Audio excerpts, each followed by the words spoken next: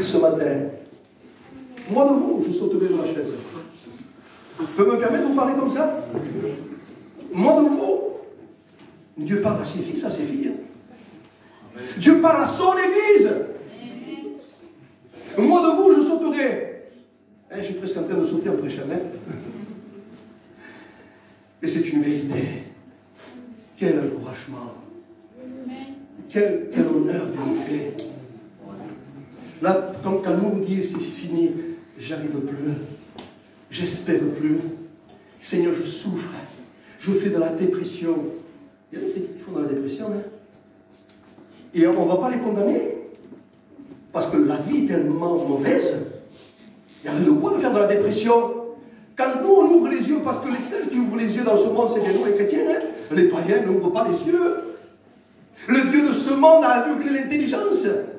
Vous comprenez très bien. Mais qui ouvre les yeux? C'est nous. Face à la vie, face aux soucis, face aux problèmes. C'est bien nous qui ouvrons les yeux. Et bien quelquefois, les chrétiens font de la dépression. Mais ils ne se rappellent pas. Et j'aimerais vous le faire rappeler. Et c'est Dieu qui veut vous le faire rappeler. Que les bénédictions de l'Éternel ne sont suivies d'aucun chagrin. Amen. Quand il bénit, finit le chagrin.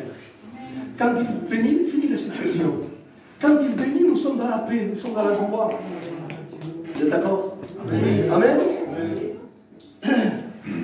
Je partage encore un texte avec vous.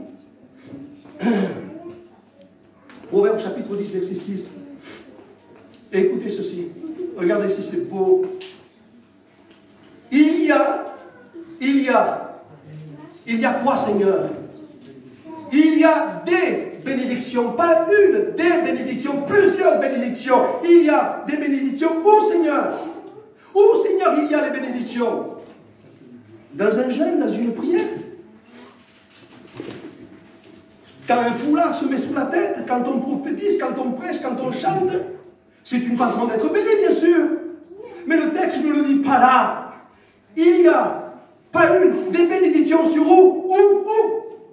Sur la tête des justes. Sur la tête dans laquelle Dieu les a justifiés. Nous sommes justifiés, graciés par le sang de Jésus. Dieu nous a rendus justes. Il y a des bénédictions sur la tête des justes. Pourquoi sur la tête des justes? Pourquoi? Eh bien, pour que nous puissions nous rappeler que Dieu nous a bénis dans le passé, quand nous l'avons rencontré, que Dieu nous bénit dans le présent, et que Dieu va nous bénir dans le futur. Dieu dit, rappelle-toi, je t'ai mis les bénédictions sur ta tête, pour que ta tête, elle, croie que je t'ai béni dans le passé, que je t'ai béni dans le présent, et que je veux te bénir dans le futur. Il y a de l'espérance pour ton avenir quand Dieu bénit.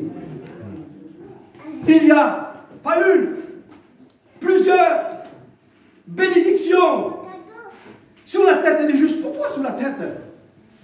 Parce que la tête commande le corps. Et quand ma tête dit Dieu m'a béni, mon corps fait un pas et je vais en avant, je vais en avant. Ma tête me dit fais un pas, Bachai, en avant, fais un pas en avant, Bachai. N'aie pas peur du combat, n'aie pas peur du diable, n'aie pas peur de Goliath, n'aie pas peur des difficultés, n'aie pas peur de la situation. Bachai, je te bénis. Et regarde, sur ta tête, il y a la bénédiction. Fais un pas en avant. Bachai, entreprends l'œuvre. Fais, Bachai, parce que je te bénis. C'est la tête qui commande le corps. N'est-ce pas? Si ma tête dit, tu parles pas, je ne parle plus. Hein? Si ma tête me dit, ne fais pas un pas en avant, je vous le promets que ni ma bouche, ni mon pied vont se mettre en fonction. Mais si je dis à ma tête, Bachai, ne reste pas assis. Tu n'es pas vaincu. Tu es un vainqueur. que les bénédictions de l'Éternel sont sur ta tête. Marche, va là-bas, entre pas, parle, prêche. Amen. Les bénédictions de l'Éternel sont sur la tête des justes. Amen. On lit la parole. C'est plus intéressant la parole que le prêcheur ce matin. Vous êtes d'accord avec moi? Amen. Écoutez ce qu'il est écrit dans Proverbe, toujours dans Proverbe 28, 20. Ou plutôt, on va prendre Dr. Roland. Chapitre 28, verset 5. Qu'est-ce que tu veux nous dire encore ce matin, Seigneur? Écoutez ceci. L'Éternel, il a ordonné. Qu'est-ce que tu as ordonné, Seigneur? L'Éternel a ordonné à la bénédiction d'être avec toi. Dites Amen. Dites Alléluia. Dites gloire à Dieu. Nous ne laissons pas avec la situation. Nous ne laissons pas avec le problème que nous avons dans notre vie. Nous ne nous laissons pas avoir par les pensées, ni par le diable, ni par la situation. Disons Amen à Dieu. C'est plus important quand Dieu parle que ce qu'on ressent, ce qu'on écoute, ce qu'on entend. C'est ce qu'on imagine quelquefois nous. L'Éternel, il a ordonné. Il dit à la bénédiction, je t'ordonne. Je te l'ordonne, je suis l'Éternel. Je suis le maître de la bénédiction. Je te l'ordonne d'être avec mon fils, d'être avec ma fille, d'être avec mon église, église du Seigneur. Je prie de tout mon cœur, parce que c'est vrai. Je ne viens pas avec un message faussé. Hein. Je ne viens pas avec un message sans espérance. Je ne suis pas un prêcheur. Une fois, le Seigneur m'a dit, je ne t'ai pas choisi pour que tu sois un prêcheur. Je t'ai choisi parce que tu es mon serviteur. Tu diras ce que moi je te dis de dire. Amen. Et le Seigneur est en train de me dire qu'il a ordonné pour toi que la bénédiction soit avec toi. Amen. Quelle garantie? Dans la vie, nous avons des garanties. On s'achète une belle voiture de 20-25 000 euros. Oh, comment est-ce qu'on va passer tout de tout? Et on lui dit au petit, on dit, écoute, hein, surtout ne l'assure pas entière. Hein. Sur-là, tout risque. Avec toutes les garanties.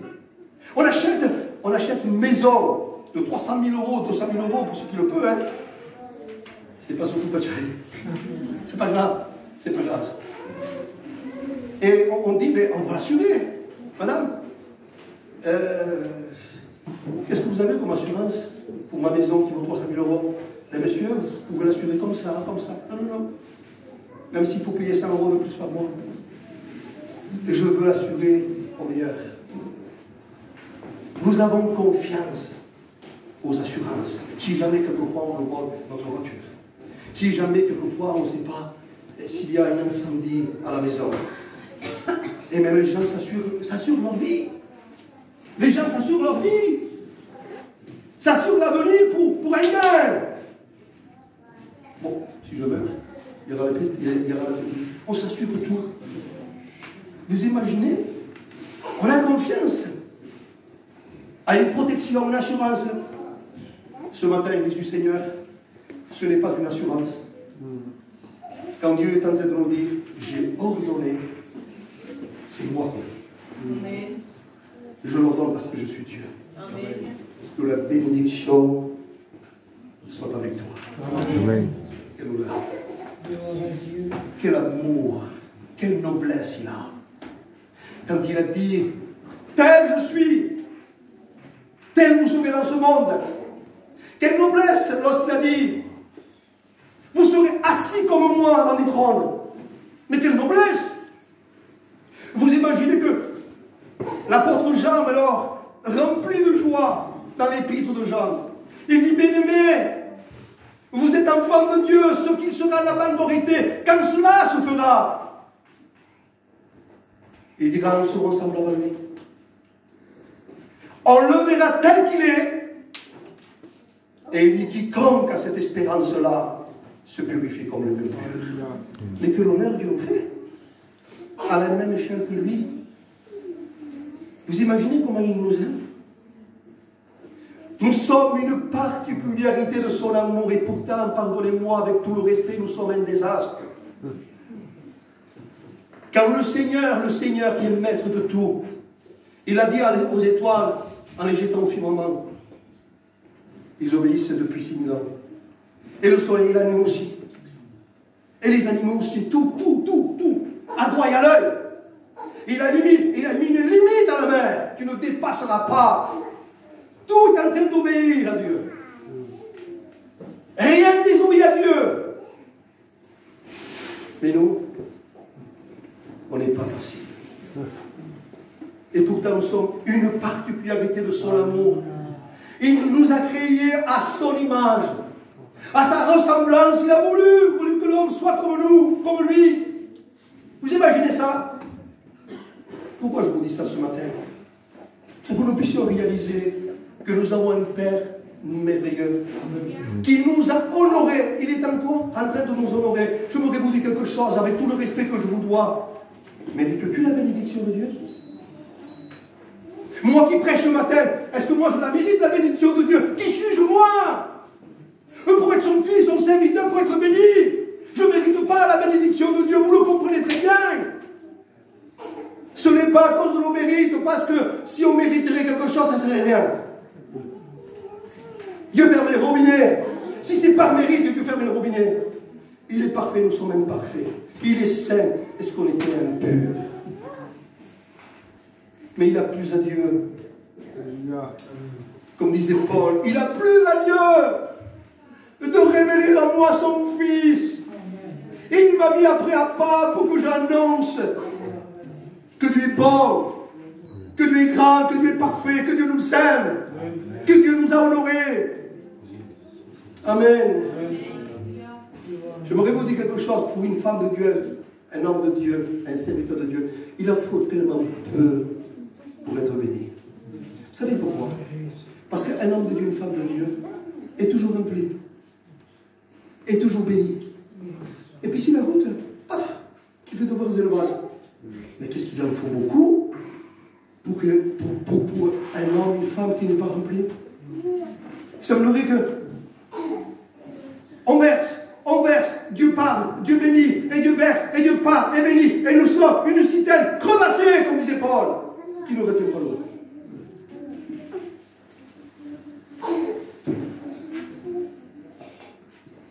Je remarquais que les hommes de Dieu, les femmes de Dieu, ils ont une particularité. On ne les entend pas. Ils sont complètement effacés. Mais par contre, ils ont tout à l'intérieur. Ils n'ont pas besoin de se manifester, ils n'ont pas besoin de parler. Ils sont comblés, ils sont bénis. Ils n'ont pas besoin d'un titre, quelquefois, les hommes de Dieu. Ils ne sont pas à la recherche d'un titre, ils ne sont pas à la recherche. Oh, pardonnez-moi, c'est très bien, mettre un foulard, prophétiser, prêcher l'évangile, avoir des titres, c'est bien quand Dieu nous les donne. Mais je remarque qu'un homme de Dieu, il est largement satisfait quand il est avec Dieu. Quand il est agréable à Dieu. Quand il passe des moments avec Dieu. Quand il est dans le secret avec Dieu. Il sait qu'il a un grand privilège. Nous avons un grand privilège, c'est vrai, d'être sauvés. Mais nous avons un deuxième privilège qui va avec. C'est de vivre avec lui. Un chrétien, c'est pas dimanche matin, le culte, pas le culte. Tu veux pour prendre un culte, c'est pas ça un chrétien. Un chrétien, c'est pas simplement je me mets pour là pour prophétiser. Un chrétien comme un pasteur, je me parle à moi ce matin, c'est pas le prédicateur pour prêcher. Mais la vie chrétienne est beaucoup plus grande que ça, plus merveilleuse que ça. Un chrétien, il est comme Marie au pied de son maître. Il se régale à passer du temps avec lui. Je vous le dis, par expérience, sans parler de moi mais de lui, je me régale. Raphaël, je me régale. Je me régale, je me régale, je me régale, je me régale. Passer du temps avec lui. Amen. Que voulez-vous être bien si on ne passe pas du temps avec lui, si nous n'avons pas une vie d'intimité, si nous ne sommes pas bénis, si nous ne sommes pas remplis du Saint-Esprit? Mais que voulez-vous? On est mort. Jésus dit dans l'Apocalypse, tu passes pour être une vente dans l'église, et tu es mort. Tu n'es pas ni foi ni bouillant, mais tu es tien, je te vomis de ma bouche. Dans l'Apocalypse, il y a 7 églises, et Dieu pénalise 5 églises. Elles sont en procès contre Dieu, et les pénalise. Si tu ne repens pas, je te donne le chantier de sa place. Le Seigneur est en train de nous bousculer pour nous dire qu'il nous aime, il veut nous bénir. Et la bénédiction de l'Éternel fait partie de ce que je vous dis ici.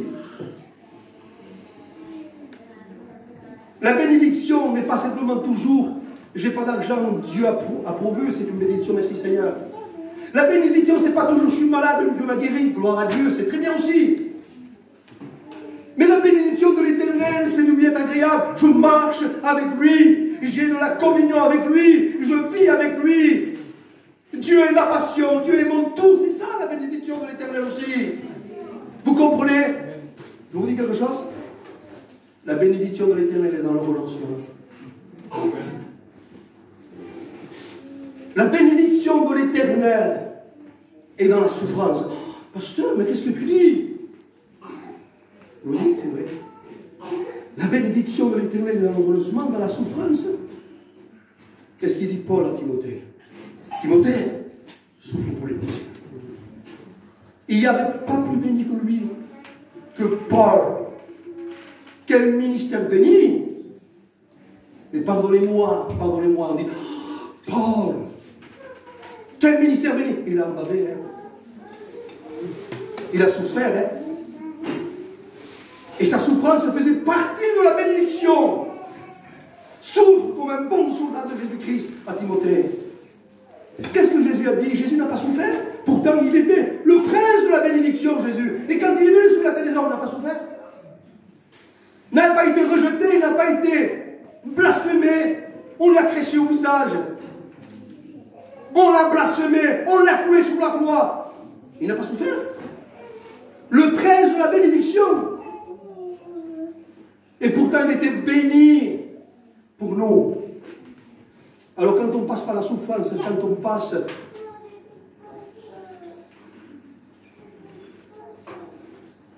par la croix, Jésus dit, si quelqu'un veut être mon disciple, s'il renonce pas lui-même, qu'il ne se charge pas de sa croix, ne peut être mon disciple. Quand on passe par là, on est béni. Nous, on croit que la bénédiction, donne-moi, donne-moi, donne-moi, donne-moi. C'est vrai. Et pourquoi ça ne serait pas un signe de la bénédiction? On dit, je te donne. Je te donne, Seigneur. Je te donne ma vie. Je te donne mon temps. Je renonce à moi-même. Je veux souffrir s'il faut pour toi. C'est toi d'abord qui dois passer. C'est pas une bénédiction, ça? On continue? Un peu? Proverbe 28. Et au verset 20. L'homme fidèle. Vous pouvez dire le reste? L'homme fidèle sera comblé de bénédictions. Vous imaginez? Quand nous sommes fidèles par rapport au message que je suis en train de prêcher ici, hein, tout compte là. Hein. Être béni en lui pour donne-moi et être béni en lui pour que je le donne, même s'il faut souffrir, ça compte ça. Hein. Parce que Dieu nous appelle à sa bénédiction, à être fidèle à sa bénédiction, non pas simplement pour dire Seigneur, je suis malade, aide-moi, non Seigneur, je n'ai pas des sous, aide-moi. Mais Dieu nous appelle aussi dans le renoncement, dans le combat, dans les souffrances.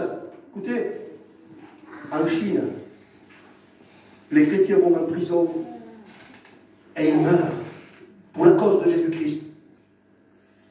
Et on va lui dire, mais Seigneur, mais ils ne sont pas bénis. Qu'est-ce qui se passe en Chine? Les Chinois de Chine ne sont pas bénis, Dieu n'est pas avec eux. C'est vrai ou pas? On pourrait le dire ça, puisqu'ils vont en prison. puisqu'il meurt, il souffre. Vous savez combien de conversions par jour en Chine il y a? 30 000 conversions. Oh. Ils ne sont pas bénis. Les pasteurs, ils sont en prison. Ils souffrent, ils meurent, quelque part. Le sang des martyrs a été la semence de l'Église. Et Dieu est capable de multiplier des Chinois, des chrétiens chinois qui vont en prison, mais qui meurent, mais qui laissent derrière eux des milliers et des centaines de personnes qui se convertissent. Ils sont bénis. Nous, on croit qu'on est bénis dans notre confort. Oh, aujourd'hui, il fait beau. Il ne pleut pas. Mon Dieu, comment je suis béni. Oh, aujourd'hui, je suis de bonne humeur. Aujourd'hui, j'ai été au marché, j'ai gagné 500 €. Merci Seigneur, tout ça. Et on ne gagne pas 500 € s'il pleut. Et si des fois nous sommes malades, on n'est plus bénis. On veut plus ce Dieu de bénédiction. C'est important qu'on lui fasse confiance. C'est important qu'on dépende de lui. Un homme de Dieu disait, écoutez-moi bien, hein, retenez cette parole, peut-être c'est une parole de Dieu pour vous et pour moi. Dieu, Raphaël, retiens cette parole. Dieu, Raphaël, donne le meilleur avec celui qui lui laisse le choix. Je le répète. Dieu, le Dieu parfait, le Dieu de bénédiction, le Dieu qui nous aide, donne le meilleur à celui qui laisse le choix. Vous savez pourquoi on n'est pas assez béni? Vous savez pourquoi on n'a pas assez dans la paix, ni dans la joie? C'est parce qu'on ne laisse pas le choix à Dieu. Quand Dieu veut quelque chose, nous on veut autre chose. Quand Dieu dit ne parle pas, on parle. Quand Dieu dit il faut parler, on ne parle pas. Dieu a du mal avec nous. Et on se met nous-mêmes dans des combats. On manque nous-mêmes des bénédictions de Dieu parce qu'on n'obéit pas à Dieu.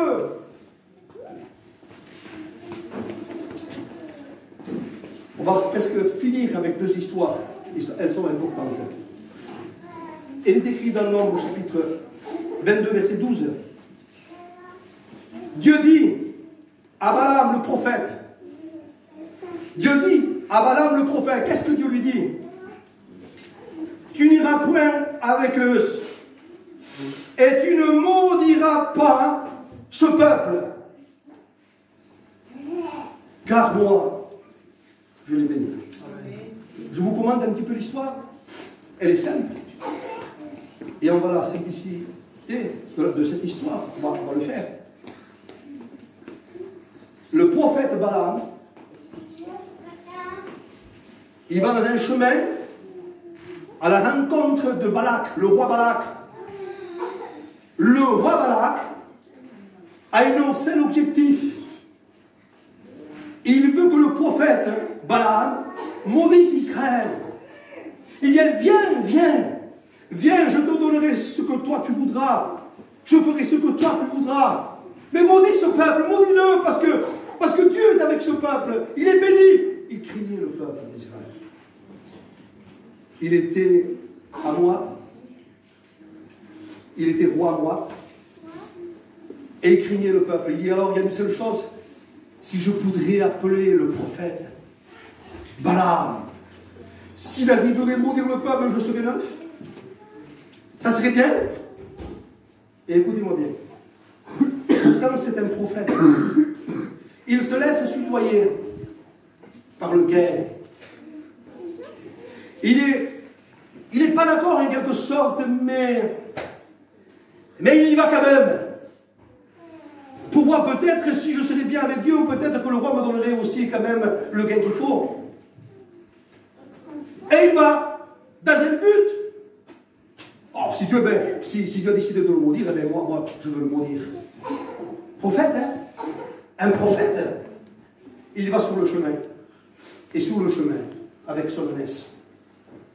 À un moment donné, son ânesse ne veut plus avancer. Il ne veut plus avancer.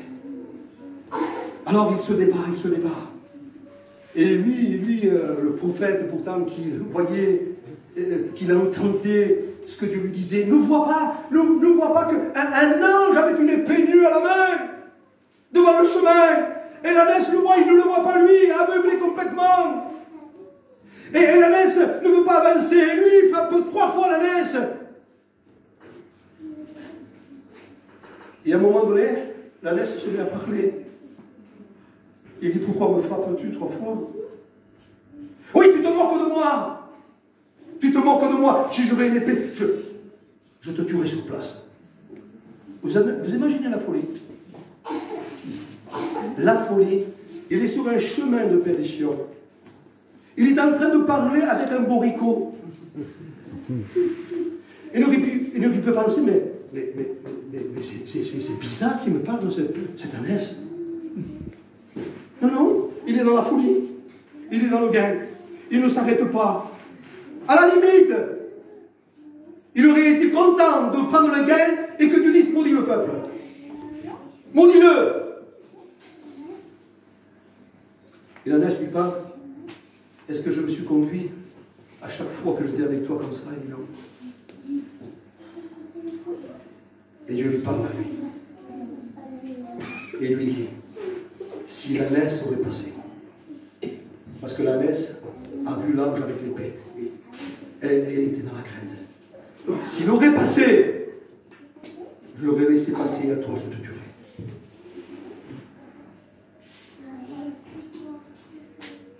Balak le roi, avec tout son pouvoir, il voulait maudire le peuple. Il faut que ce peuple soit maudit. Il convainc même le prophète Balaam. Mais pas Dieu. Et c'est ce verset que nous avons lu. Retenez-le. Parce que personne ne peut nous maudire. Jésus a dit, je bâtirai mon église. Et les portes du séjour des morts ne pourront rencontrer. Toute la malédiction de l'enfer, tous les problèmes de la vie, tous les obstacles de la vie, toutes les situations de la vie, toutes les tempêtes de la vie, ne peuvent pas arrêter la bénédiction de Dieu pour son église. Je bâtirai mon église, les portes du séjour des morts ne pourront rencontrer. Il a promis de nous bénir de cette façon.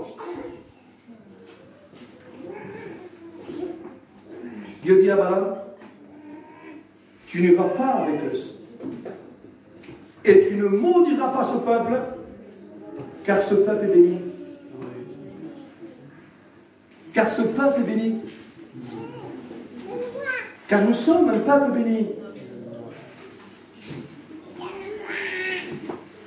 Une petite histoire de plus. Et ensuite on prie le Seigneur. Amen. Il en faut tellement aujourd'hui. Il faut tellement que les pasteurs se défendent, c'est un message. Il faut que le pasteur soit éloquent aujourd'hui, il faut qu'il y ait un message qui nous impressionne et qui parte sur la table. Et que... pour bénir un petit peu.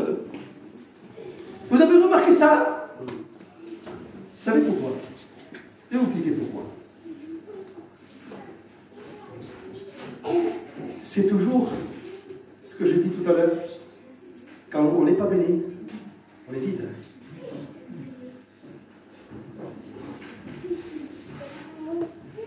Et quand on est vide, on est vide. Et le pasteur est en train de dire ça, et de dire ça, et de dire ça. Et si qu'on remplisse la satisfaction de notre vie pour être béni, il en faut, il faut en mettre encore. Tandis que quand nous sommes bénis, et que Dieu est notre bénédiction parce que nous avons une vie avec Dieu, la première goutte qu'un pasteur dit de la parole, oh, ça éclate. David disait, tu ennuies ma tête, c'est toi qui ennuies ma tête. Et ma coupe déborde. Je suis débordant. Pardonnez-moi. Pardonnez-moi, quelquefois, je ne dis pas ici, parce que Dieu a décidé de vous bénir. Vous savez, il y a certains chrétiens qui sont comme des orphelins, qui n'ont rien, et qui viennent vers le pasteur pour recevoir un petit peu de miettes, un petit peu de peine, un peu de bénédiction. Non! Dans la maison de notre Père, il y a du pain à l'abondance. Jésus a dit, je suis le pain de vie. qui est descendu du ciel. Allez, dernière histoire. Genèse 32, verset 26. Jacob. Qui était ce fameux Jacob? Écoutez ce qu'il est écrit. Ensuite, on commente un petit peu et on fait le culte ce matin. Je répondu, je ne te laisserai pas. Je ne te laisserai point. Jusqu'à ce que toi tu m'aies béni. Ça c'est les mots de Jacob quand il s'en rencontre avec lui ou avec l'ange. Je ne te laisserai pas, je ne te laisse pas ce que tu es béni. Jacob a compris quelque chose que nous avons besoin de comprendre. Vous savez que Jacob, son nom veut dire supplanteur. Il a trahi son frère pour prendre le droit d'aînesse. Il était pas bon, Jacob. Même si c'était le fils de la promesse, c'était un chrétien, il n'était pas bon. Il prend le droit d'aînesse pour lui donner un plan entier à son frère. Il le trompe en quelque sorte. Je veux être béni, je veux prendre le droit d'aînesse. Il n'a pas le droit de faire ça. Il trahit son frère, il fait du mal à son frère. C'est un voleur de bénédiction. Il se déguise ensuite pour ressembler à Isaïe. Son père est aveugle. Et pour prendre la bénédiction de son père, il se déguise. Il trompe son père. C'est un supplanteur, un trompeur. Jacob, c'est son nom ça. Quand il va sur le chemin de la bénédiction, il gitane de Dieu. Il fait du commerce avec Dieu. Il dit, Seigneur, si tu me bénis, si tu me donnes du pain, si tu me fais retourner chez moi, Seigneur, alors là, tu seras mon Dieu. Et je te donnerai le 10% de mes revenus. Vous imaginez comment il était, Jacob? Et quand il s'en va vers son oncle Laban, c'est vrai qu'il a fait souffrir Laban, mais lui aussi, c'était quelqu'un. Il avait besoin de passer par une école de Dieu. Il avait trompé son père, il avait fait du mal à son frère. Et à un moment donné, il trompe Laban. Il prend la fuite sans rien dire à Laban. Il prend sa femme, ses enfants et tout le bétail qu'il avait acquis avec Laban. Sans lui rien dire. Et à un moment donné, Laban est fâché. Et comment? Tu es parti comme un fugitif en quelque sorte. Tu m'as rien dit. Voyez comment il était? Jacob, un supplanteur. Chercher la bénédiction dans le mauvais sens. Et c'est pas comme ça qu'on les bénit. Quand on cherche notre intérêt, quand on veut passer devant tous, quand on veut voler la bénédiction, quand on fait comme Jacob, c'est pas comme ça qu'on les bénit. Et à un moment donné, il comprend, il passe par une école, là-bas on le fait souffrir, mais c'était Dieu qui voulait qu'il souffre, qu'il reconnaisse. Et à un moment donné, 20 ans, il le reconnaît. Alors il est sur le chemin du retour. Parce que ce qui est important, c'est pas quand on part, c'est quand on revient. Et c'est pas le commencement d'une chose qui est important, c'est la fin. On peut commencer super bien. Et on peut finir super mal. Jacob avait commencé super mal. Mais à un moment donné, Dieu qui est amour, il était dans la crainte. Il avait peur de son frère. Il dit, si je le rencontre, il me tue. Et il a raison de me tuer. Il le comprend, il s'humilie, il passe par une école. Il comprend qu'il a trompé son père. Il comprend qu'il a volé la bénédiction de son frère. Il comprend qu'il prend la fuite. Et vous imaginez dans quel état il est? Mais il comprend quelque chose. Il dit, il me tue. J'ai mal agi. Et quand Dieu voit ça, il le rencontre. Et quand il rencontre Dieu, il nous est dit que Jacob, à ce moment-là, il sait que c'est Dieu. Et la Bible dit qu'il ne combat pas avec l'ange ou avec Dieu. Il ne combat pas contre l'ange ou contre Dieu. Il combat avec Dieu. Il combat avec l'ange. Avec, non pas contre, avec. Pour une seule chose. C'est de lui dire, Seigneur, j'ai mal agi. Je ne mérite pas la bénédiction. Mais Seigneur, s'il te plaît, je ne veux pas te lâcher jusqu'à ce que tu me bénis. Vous savez ce qui se passe ici? Dans cette attitude-là, vous savez ce qui se passe? Je finis ce matin. Que Dieu ou l'ange, certainement que c'est Dieu, il lui dit, tu ne t'appelleras plus Jacob. Tu t'appelleras Israël.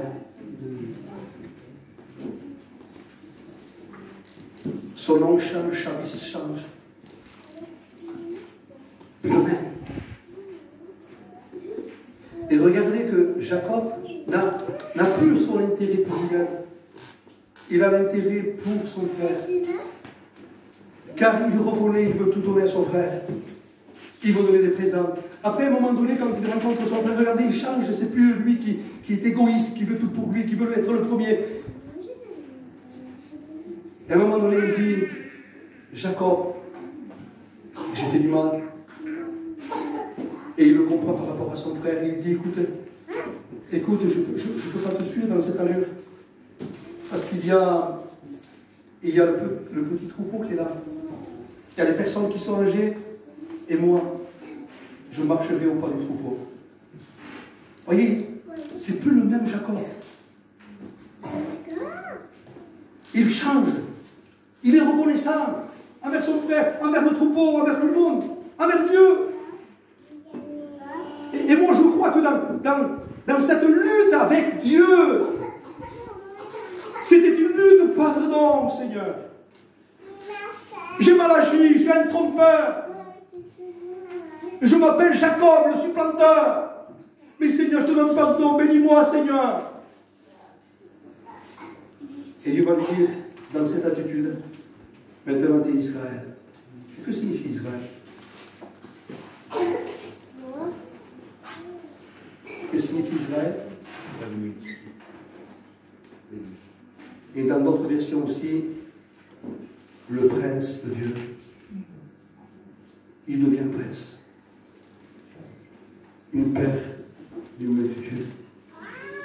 Il devient prince. Ce qui est encourageant ce matin, peut-être au milieu de nous, il y a des Jacob.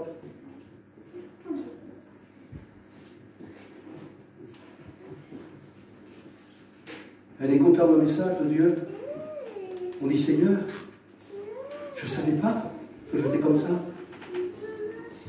Et je ne savais pas non plus que pour être béni, il fallait écouter ce que j'ai écouté ce matin. Je te promets, Seigneur, que je voudrais m'humilier, te demander pardon.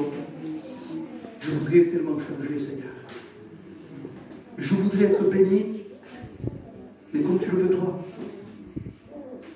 Seigneur, je comprends que, avant d'être béni, j'ai besoin de changer. J'ai besoin que mon nom change. J'ai besoin que ma position de chrétien change. Seigneur,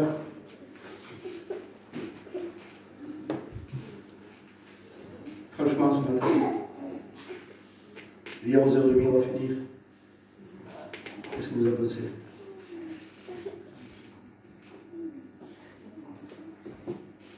Pensez que c'est sérieux ce matin? Pensez que c'est Dieu qui vous parle? Vous pensez que ce matin, on va partir chez nous comme les autres fois? Ça ne mérite pas cet amour de Dieu, ce message qui est à notre disposition. Ça ne mérite pas une réflexion. Ça ne mérite pas de s'humilier. Ça ne mérite pas de lui demander pardon. Ça ne mérite pas de lui dire, Seigneur, voilà ce que je suis, pardonnez-moi. Je me le dis à moi comme ça. Comme ça, vous n'êtes pas visé. Mais si vous voulez mettre votre nom, c'est pareil. Hein, parce que vous n'êtes pas plus que moi, ni moi plus que vous. Le plus, c'est lui. On ne serait pas peut-être Ézéchiel 37. Quand Dieu dit au prophète Ézéchiel, est-ce que ces eaux peuvent-ils revivre? C'était une ruine complètement, c'est Israël, ça. Une ruine complètement. Il y a des églises qui sont en ruine. Il y a des églises où il y a la mort. Et Dieu, dans son amour, encore dans son amour, parce qu'il appelle les choses qui n'existent pas comme s'ils existaient, il donne la vie au mort, il dit, il se prononce. Prophète, est-ce que ces eaux peuvent revivre? Tu le sais, Seigneur. Prophétise sur ces eaux qui revivent. Je vous le promets, et je me le dis pour moi, j'ai besoin, nous avons besoin d'une résurrection.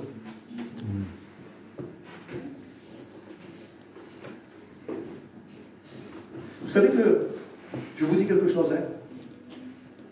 Je ne me connais pas, vous ne me connaissez pas. Lui, il nous connaît. Lui, on ne se connaît pas. J'ai 56 ans. Je ne me connais pas. Il me connaît. Vous savez pourquoi je dis ça? C'est des situations qui me révèlent que je ne me connais pas. Quand il y a des situations, oui, qu'est-ce que j'ai fait, Seigneur?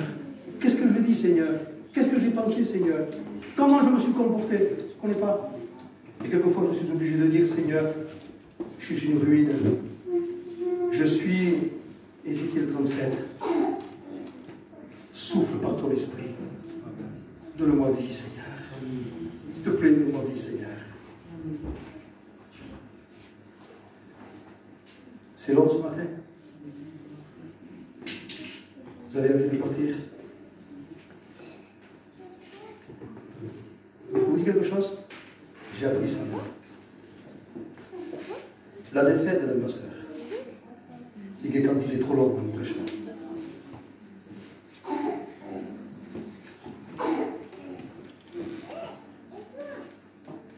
La victoire d'une église,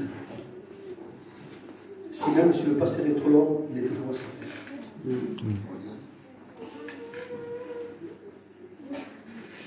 J'aurais envie qu'on me prêche 10 minutes. Et s'il faut un quart d'heure pour que tu sois béni, et Dieu veut ce quart d'heure. J'aimerais que le pasteur me dise des bonnes choses, Jean 3,16, le psaume 23, mais si Dieu veut te parler, qu'il est comme un feu dévorant, que ses yeux sont comme une flamme de feu, s'il a envie de dire la vérité, de toute façon, c'est la vérité qui nous affranchit et qui nous rend libres.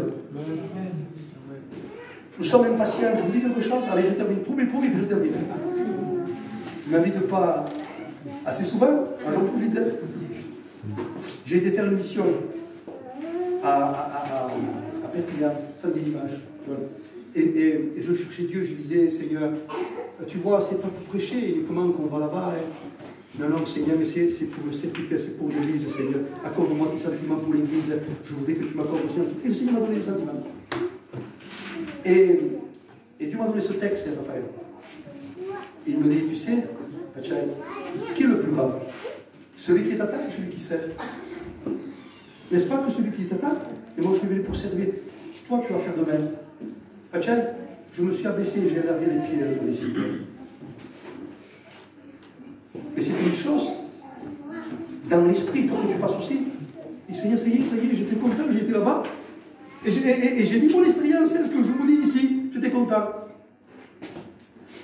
Pendant 2 jours, si vous savez comment j'étais agacé avec le comportement d'un chrétien qui était là-bas, ça bouillonnait à moi. Ça bouillonnait à moi. Le Seigneur m'a mis à l'épreuve. Tu viens pour servir les frères, tu vas laver les pieds. Allez frères, regarde comment tu es. Quelle leçon j'ai reçue? On a besoin de recevoir des leçons. On prie le Seigneur, et je demanderai au serviteur de le faire.